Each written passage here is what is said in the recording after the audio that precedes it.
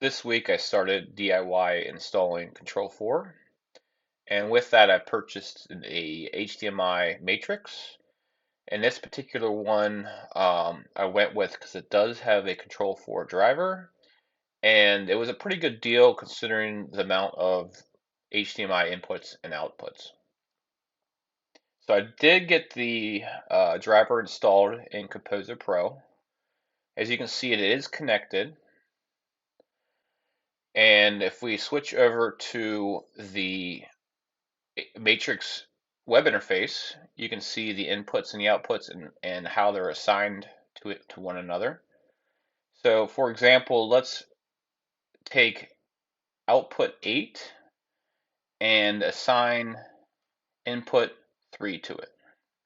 So we come back over to Composer Pro, we're able to go down to Actions, switch source, and assign output 8, and we'll assign it to input 3.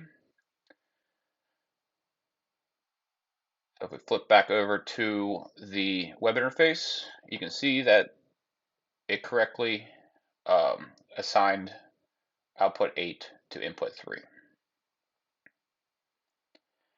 So let's review the connections for those inputs and outputs. So let's take a look at my Apple TV.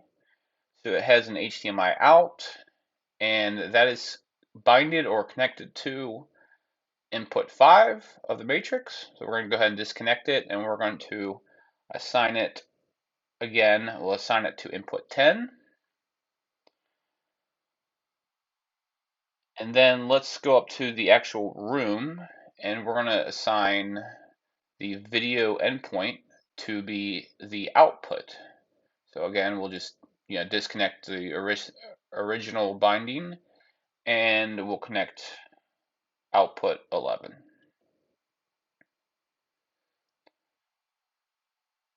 So I believe that's all set up correctly. But now if I go over to system design and then switch source again, and let's go ahead and mimic to what the system should be doing.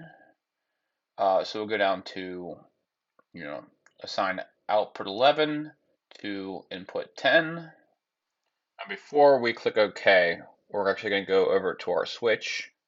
And so we have our EA5 Control4 on port 11, our matrix on port 3, and I have a laptop on port 1. So what we're going to do is we're actually going to mirror the port 3 over to port 1, and I can run Wireshark on that laptop on port 1. So now that we're mirroring the port, we can come back over to Composer Pro.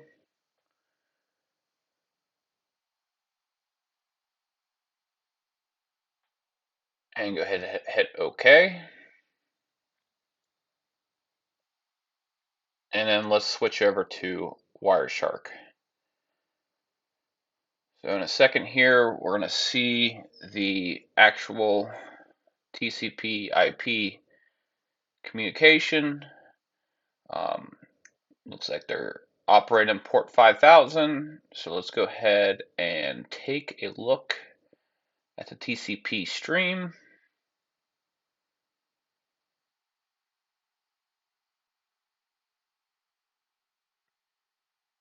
And this is what the payload should look like. So you're basically switching your output to 10 and your source to 9. And this is zero-based indexing, so that does correspond to the correct input and output. So now we're going to take a look at what happens when Control4 actually invokes the driver during normal operation. So you can see that the logging output on your left and the running app on the right. So we're going to go ahead and launch Apple TV. And as you can see, there was some network activity. But let's go ahead and take a look at Wireshark. And we'll do the TCP dump to see what the actual payload is. And looks like we have some activity on port 5000. So we'll go ahead and follow that TCP stream.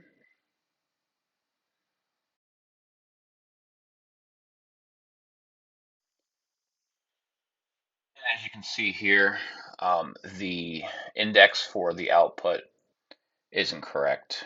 And I've tried this for multiple different outputs, and it's always 10 and then the index. So from my perspective, I think this has to be a bug in the driver. The driver is encrypted, so I can't, debug it directly. But I've only been dealing with Control4 for 3 days now, so it's possible I'm missing something. If you notice anything, please let me know.